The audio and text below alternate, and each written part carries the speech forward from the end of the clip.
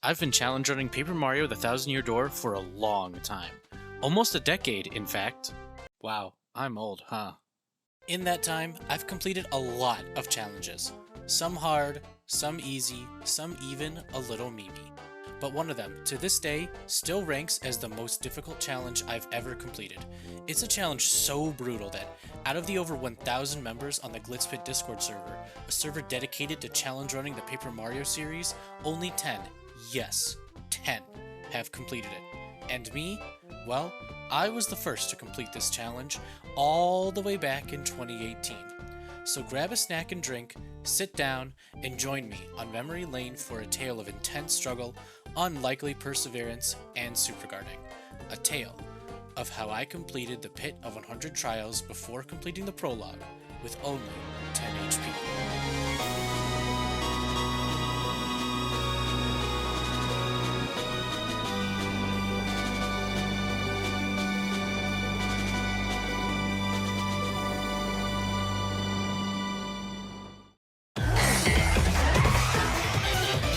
Before we get to the run, let's talk about how the challenge running community got to this challenge in the first place.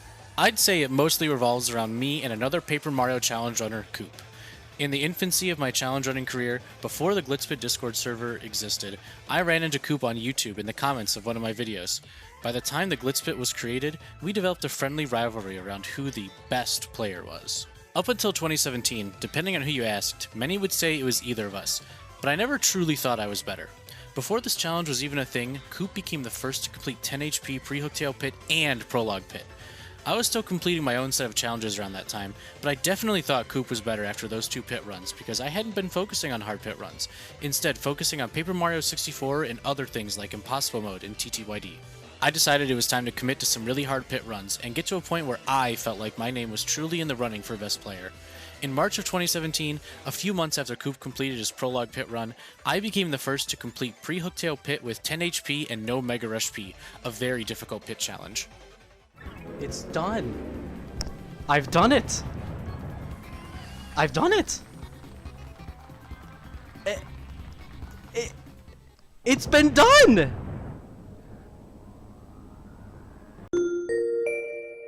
In the Glitz Pit, we separate 10 HP and no Mega Rush P variants of Pre-Hooktail Pit into their own category of challenge, because each one is a significant upgrade in difficulty.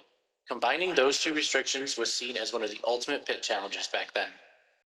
Now I could say I was in the running, and there was no question that I was one of the elite Paper Mario players after completing that run. A running gag circling around me came from all of these crazy Super Guard heavy challenges I'd been completing. Hey Kappy, I hit the Super Guard! This joke was in reference to how I was able to Super Guard basically everything, do it consistently, and would jokingly judge people, but really just Fatguy, for missing what I perceived as free Super Guards.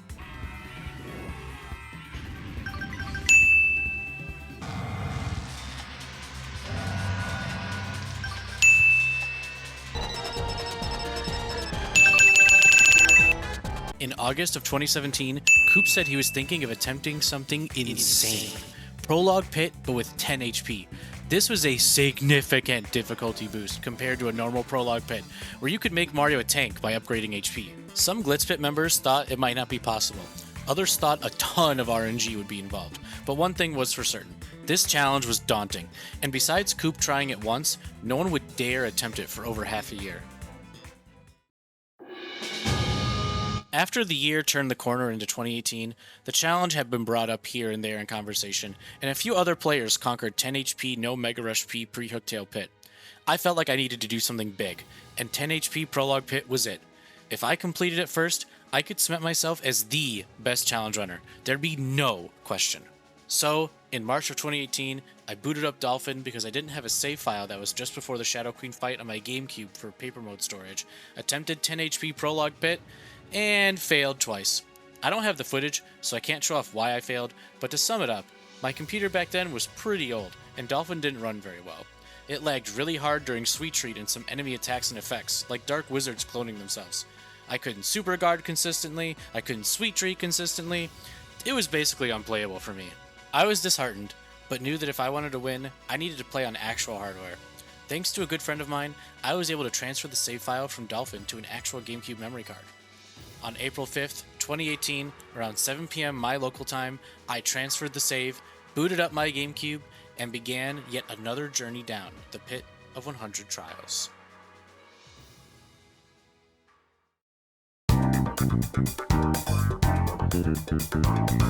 So, what is Prologue Pit? I think you could technically call it pre-blooper Pit of 100 Trials, much like pre-Hooktail. Just beat the Pit of 100 Trials before defeating Blooper and completing the prologue. Simple, right? You need paper mode to get to the pit, and you get that during Chapter 1, well after defeating Blooper. So how do we get there? There's a neat little glitch I mentioned earlier called paper mode storage, where you store paper mode in a file, beat the game, and start up another file with the stored paper mode. This lets you go to all sorts of places you normally can't before even entering Chapter 1. And with another glitch called Hazard Respawn Glitch that allows you to get to Westside Rogueport, you can basically access what you normally would in a pre-Hooktail pit in the prologue with paper mode storage. If you're curious how these glitches work, check out these two videos. They do a great job showcasing and explaining the glitches. They're linked in the description below. So, let's get into prep in earnest. You can grab a total of 14 star pieces before entering the pit. I grabbed Chill Out, Pretty Lucky, Happy Heart, and Happy Heart P from Dazzle with them. Happy Heart? Happy Heart P? Past Kappy, what the fuck were you thinking? These badges are trash! T-Rash! With 1 star piece left, I grabbed Attack Effects Y to sell for coins to ease my dried shroom grinding a little. Speaking of, you can actually get infinite coins by buying and selling dried shrooms. The dried shroom selling itself isn't what makes you a profit, it's grinding the shop points to get the gold bar times 3 over and over. So, let's get grinding.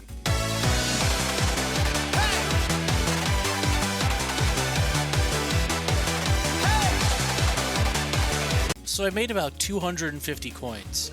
Yeah, you gotta do this a lot. I grabbed every possible badge I could and used my coins to buy Power Jump, Super Appeal, Last Stand P, Piercing Blow, and Happy Flower. Then I bought 9 life shrooms and took out a shooting star I stored from the shop point rewards. After one last pit stop to Merlee, I was ready. Here's what everything looked like.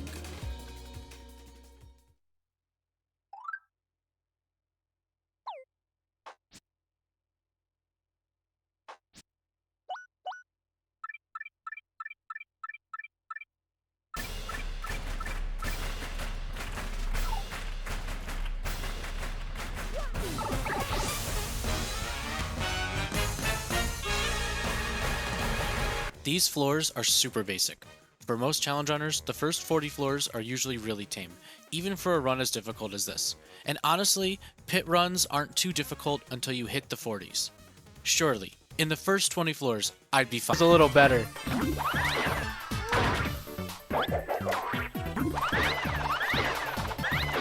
Yeah, this was one of the worst starts I've ever had in a pit run.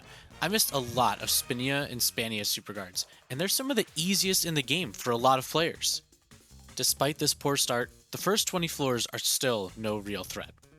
What you level up here has a big impact on how you'll do moving forward into the later floors, so you need to have a level up route in mind. I knew I need to have a lot of badges equipped at all times in the beginning before building up FP, and I had an FP plus I could equip, so I only leveled up FP once and then started front-loading BP. As for HP, well, you know.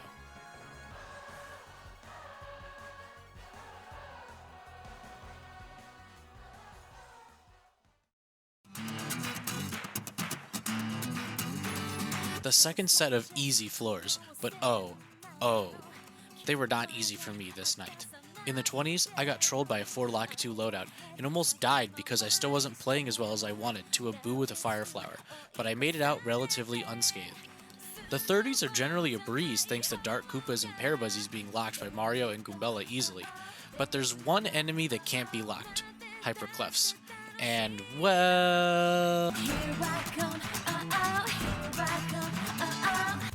That's right, I lost my first life shroom here on floor 32 to Hyperclefs. Even on the emulator attempts, I hadn't lost my first life shroom until hitting the 50s. Cleft super guards are easy for me, like, really easy. So I was feeling really defeated here, and I was pretty sure I wasn't going to win this attempt after losing that life shroom. You can hear how frustrated I am. Oh my god, dude. Ugh. Something I think a lot of people don't talk about for really hard pit runs is how mentally and physically draining a long pit run can be. These kinds of runs can take upwards of 4 to 5 hours. That's a long time, and you gotta make sure your mental doesn't slip, or else you'll start making silly mistakes. Once you start thinking you're gonna lose, you're way more likely to lose. I definitely thought I was probably going to lose, but even then, I'm not the type of guy to just quit and reset midway through a run.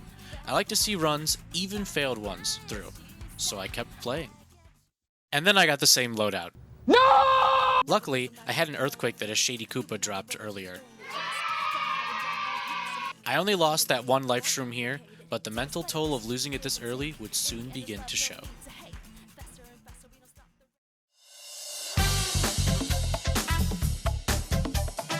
Like I mentioned earlier, the 40s are where things start picking up in difficulty.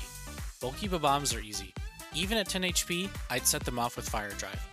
It's the Embers and Spiky Parabuzzies that are troublesome, especially Spiky Parabuzzies because you basically have to super guard them unless you've got items. There's a neat little thing you can do though to make it pretty easy to tell who they'll target. Put Goombella in front, and you'll notice their arc changes based on who they're going to attack, making it much easier to tell who they'll hit. I also had Zap Tap equipped because if they attack Mario and I miss the super guard, I still deal damage to them. In one of the loadouts with a bulky Babam, Merlee, who had basically been trolling me the entire pit so far with off-timed attack and defense buffs and barely doubling my star points, tries to kill me! See, when you set off a bulky Babam with Fire Drive and Merlee has activated for you, their attack also increases, meaning the measly 2 damage becomes a whopping 5. Luckily, it also KO'd the rest of the loadout because of that buff, and I escaped without losing yet another life shroom. Jesus, so many close calls in these early floors. And then I got a 4 Spiky Parabuzzy loadout, and 1 has a fucking slow shroom! Huh? This game is out to get me! But I brought 1 shooting star, so what would, no joke, have been a 10+ minute floor is gone in 10 seconds. Thanks, past me, for preparing for this loadout. Floor 50 came with a blessing. Charlieton. The man, the myth, the legend. You get the Strange Sack on floor 50, which gives you 10 extra item slots, and Charlieton happens to sell Thunder Rages. So you bet your ass I stocked up. Even with max coins, you can only buy 8, so 8 is what I go into the later half of the pit with. Once I hit the 50s, I had a fair amount of BP to be able to keep most of my badges equipped at all times, and a good chunk of FP to spam Fire Drive. Now, it was time to basically level up based on what I felt I needed more. The ultimate goal was to have enough BP to equip Lucky Day, which is 7 BP, alongside basically the rest of my badges. So if I felt my FP was fine, I'd level up BP, otherwise it was FP all the way. The 50s started off wild with a triple badge bandit loadout. Now, I forgot to mention something earlier, but even now, I'm not super comfortable with bandit superguards. I feel like I really never have been. So take that, plus me not playing the greatest, add in a sprinkle of fog and sleepy stomp, and you get this fight. Oh my god, we did it. Holy shit, that's godlike.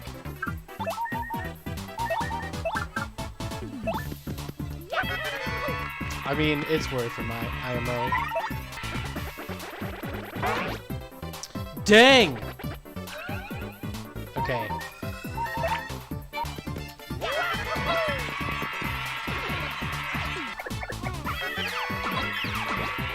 Okay, now I can sweet treat. I need HP.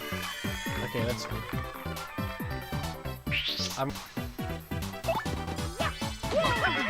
Oh my god. Oh snap. I think I'm just gonna attack him then. Are you kidding me? Wow. Wow, okay.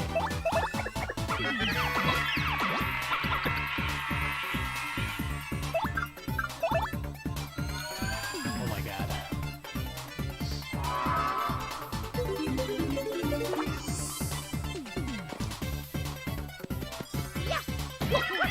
Yes! Okay. We got through relatively unscathed at the end. The rest of the 50s weren't too bad, actually. Sleepy Stomp really comes in clutch here to stop Ice Puffs from charging up and freezing you, as well as lock down any single target throughout most of the 50s. As I got closer to floor 60, I thought I was starting to finally get into my groove again, when... This single floor took over 10 minutes. The 60s have one of the worst enemies for early game pit challenges, Dark Locatus. These guys have a ton of HP, can deal a ton of damage, and like other Locatus, can spawn Spinies and hold them above their head, preventing both Mario and Goombella from attacking them. Honestly, you'd think maybe Thunder Rages would be useful here, but because the enemies get so powerful later on, you kinda have to bite the bullet and save what you can for more dangerous floors, since it'd take 2 to 3 just to KO these guys. The first half of the fight wasn't too bad, but the second half... Oh my god. That's crazy, dude. Of course.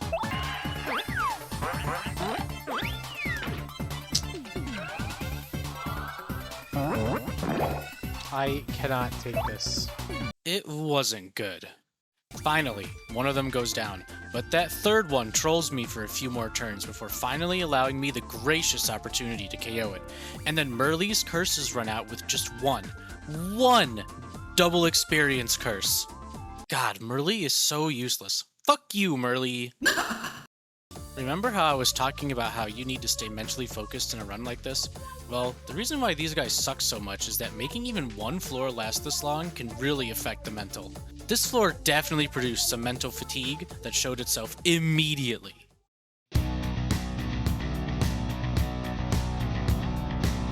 On to the rest of the 60s, commonly known as Fire Drive's Playground. This has 3 enemies that Fire Drive is just really great against: Dark Wizards, Frost Piranhas, and Dry Bones. Frost Piranhas take an extra point of damage, Dry Bones actually die instead of crumpling up if Fire Drive KOs them, and Dark Wizards are programmed to always duplicate if they're the only enemy on the field. If they're hit, the clones disappear, and the burn status, which Fire Drive inflicts, counts as a hit, so they end up just locking themselves into duplicating. My first Thunder Rage goes down to a loadout of 4 Dry Bones after almost dying turn 1. Close call. Too bad I lose another Life Shroom to a triple Dark Crawl loadout, and then to another triple Dark Locatus loadout. At this point, I am spiraling internally. I take a quick moment after the Dark Locatus loadout to try and center myself and continue on, but I've definitely almost all but given up on this run.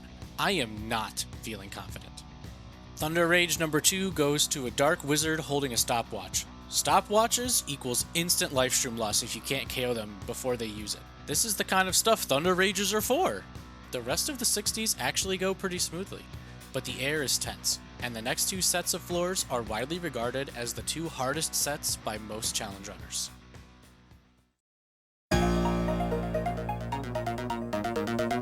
The 70s and 80s are some of the hardest floors for any early game pit challenge.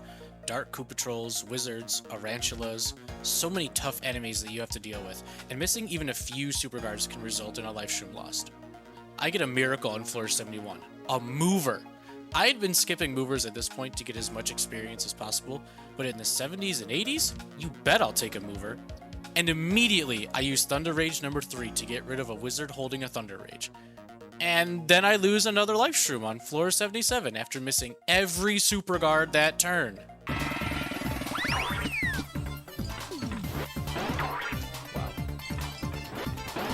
Oh my god. Oh, I missed all 3. The rest of the 70s go pretty smoothly thanks to a POW block I got from an audience member on a double Dark Koopa Troll loadout, letting me lock them into being flipped. And then my boy, Charlieton, appears on floor 80, and I have enough coins for another Thunder Rage. I head into the 80s, and immediately use Thunder Rages 4 and 5 thanks to Espunia having a Thunder Rage in the back that I just don't want to deal with. Double dipping Thunder Rages plus Fire Drive is a very powerful combo in early game pit runs. I lose my 5th life shroom on floor 82 to a loadout with 3 Arantulas.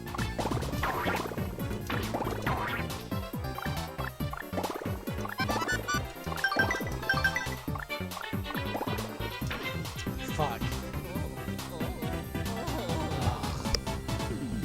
At this point, despite losing all of these life shrooms, I'm feeling really determined, and I begin to slip into what YouTuber Fatguy703 calls the Kappy zone.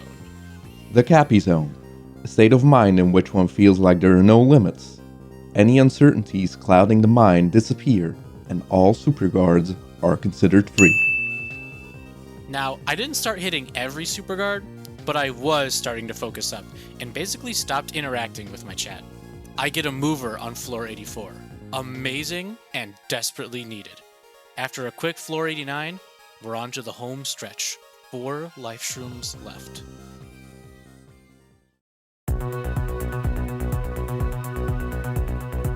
Generally speaking, the 90s aren't as tough as the 70s and 80s for challenge runners. Swampires can't attack Mario if you have Zap Tap equipped, and Elite Wizards will lock themselves like Dark Wizards do if they're burned and the only enemy left on the field. However, this is usually when you could use Mega Rush P and KO high-profile threats like Poison Puffs and Amazy Daisies quickly. When you can't, the 90s become much tougher. I was locked in and focused, knowing that if I could at least make it to BONETAIL with a few life shrooms, I had a real shot at beating this challenge. And, well...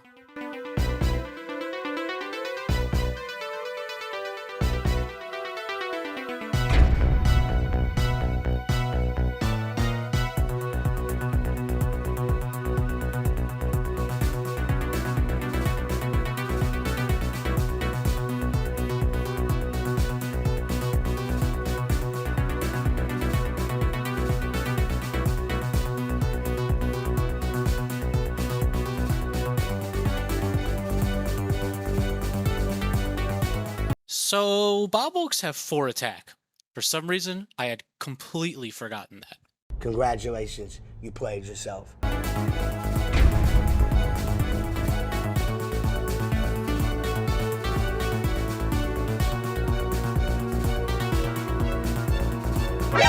NANI?!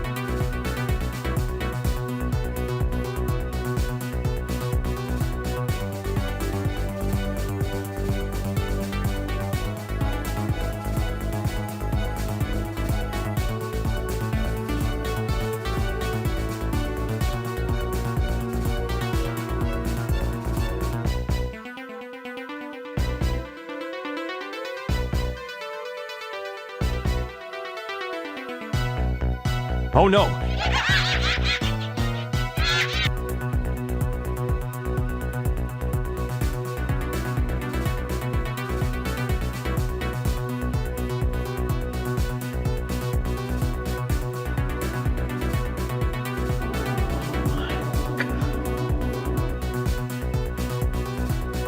Stop it. Oh my god!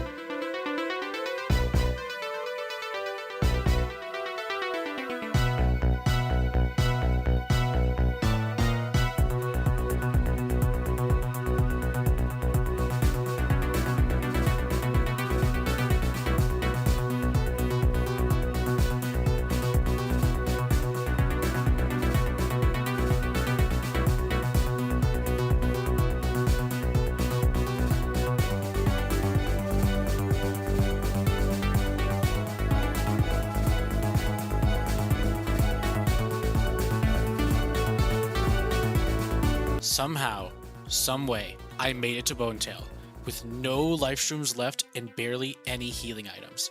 It's currently past midnight. This is it. The last hurdle is finally upon us. This fight, under my current conditions, is insane. Because I have no life shrooms, I have to keep both Mario and Goombella alive, because BONETAIL's bite is unsuper guardable. If there's only Mario left, I can't out-heal 2 to 3 bites in a row with Sweet Treat, because I don't get enough star power in a turn to loop Sweet Treat and Fire Drive. I only have the one Ultra Shroom that dropped floor 99 in case things get dicey. My super guarding and Sweet Treats have to be on point, and I need to make sure I don't take any risks that could lead to a bite KOing Goombella.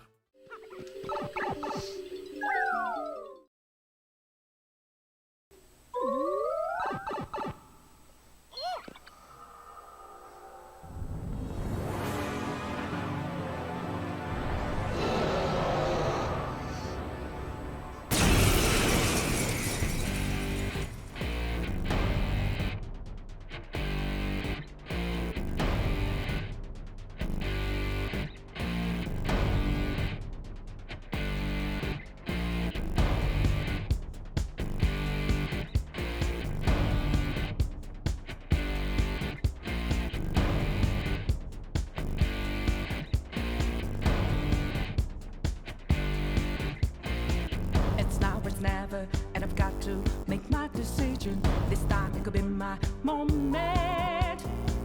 Is this a mirage or a chance to fulfill my mission? A river in a dry land, the left is in a lost end, a heartbeat for a demon, a oasis in a strange land. I'm given the balance, but I'm standing on razor's edge now. What quick, all my life is over. One strike just a pain, then I'm out of his field of vision. Don't ask why I'm ready, but I'm ready to strike him down now. I just saw the new stars, there's no time for indecision.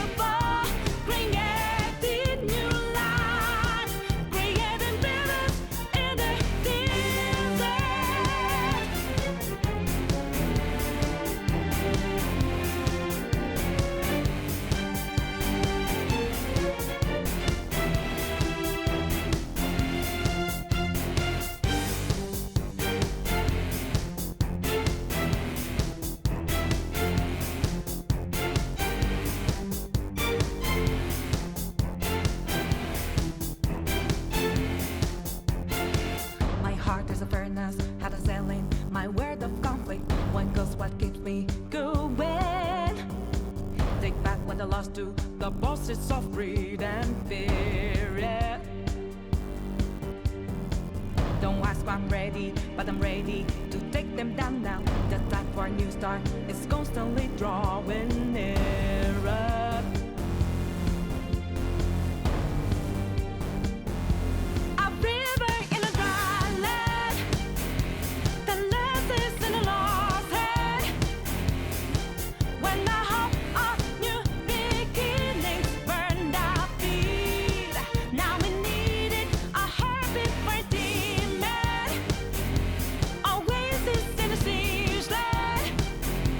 Remind us from here.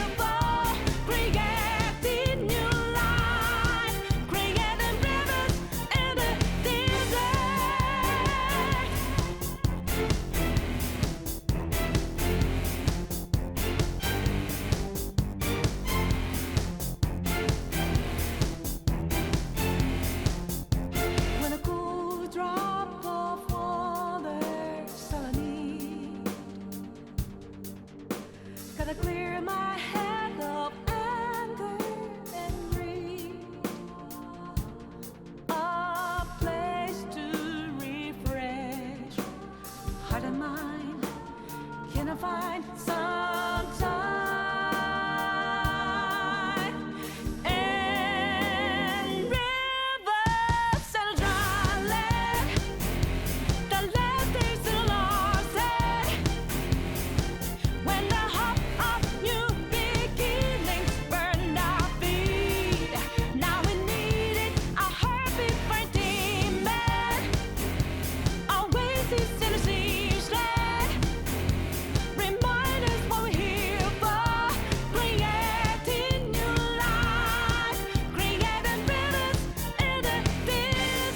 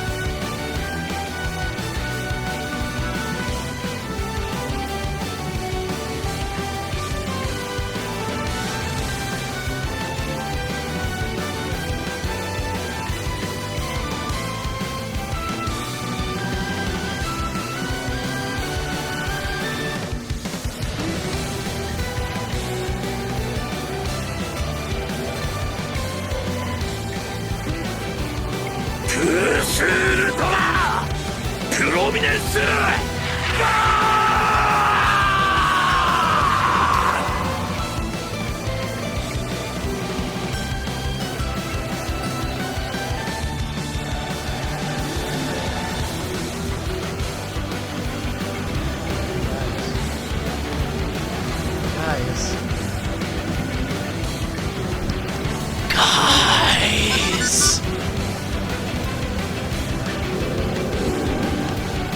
I did it.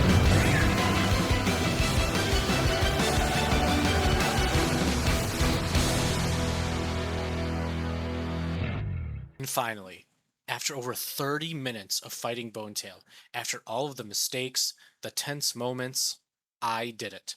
I completed the Pit of 100 Trials in the prologue without ever upgrading HP with a life shroomless BONETAIL fight, and was the first to do so. So, did I become the best challenge runner? Yes and no. I think the very completion of this run was a milestone for early game pit runs, like 10 HP pre-Hooktail Pit no Mega Rush P was, but I don't know if this cemented me as the best as much as I wanted it to back then. I did become one of the GOATs, and I tried very hard to maintain that status for a few years, but it's exhausting to do that. These days, I'm no longer interested in being the very best. I just do challenges that sound interesting or fun, although I'll do a hard challenge or two here and there. I think if there's one message I can give you from this challenge, it's that you should never give up. You never know when magic can happen like it did for me, and you prevail against all odds. That's it for this story. Until the next one.